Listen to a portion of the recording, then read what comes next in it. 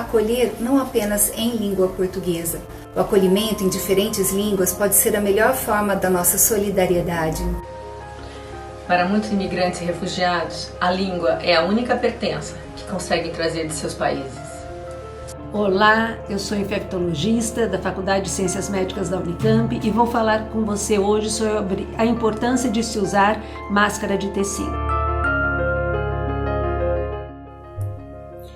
Salut, le docteur Raquel est un spécialiste de maladies infectieuses à l'Unicamp et nous a appris en portugais l'importance d'utiliser les masques en tissu en cette période de pandémie. Je m'appelle Patty, je suis étudiant à l'Unicamp et je vais présenter les instructions du docteur Raquel. L'utilisation de masques en tissu fait partie d'un choix important pour vous et pour des gens de la communauté.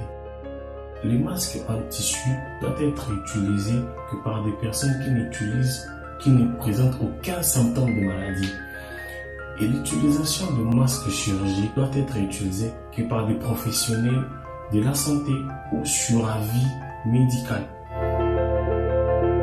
Pour vous montrer comment utiliser les masques en tissu, j'ai ici un masque en tissu fabriqué par l'Unicamp et le ministère public du Travail. Tout d'abord, lavez bien les mains avec de l'eau et du savon. Et ensuite, prenez votre masque par les élastiques, placez-les sur votre visage, fixez-le bien et mettez-le derrière votre oreille.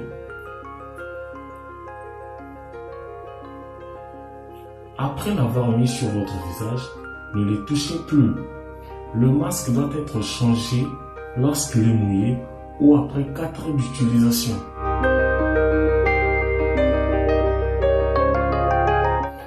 Pour retirer le masque, tenez-le par les bandes élastiques et placez-le dans une feuille ou dans une enveloppe.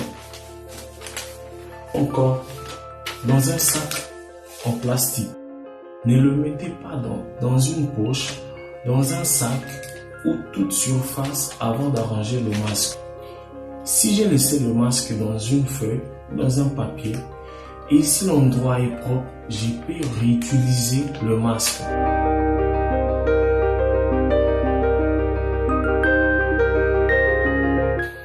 À la fin de la journée, lavez votre masque avec de l'eau et du savon et jetez ce que vous avez utilisé pour le stock. Le masque est à l'usage individuel et très important pour la réduction de la transmission du coronavirus. Tous ensemble, embrassons cette cause.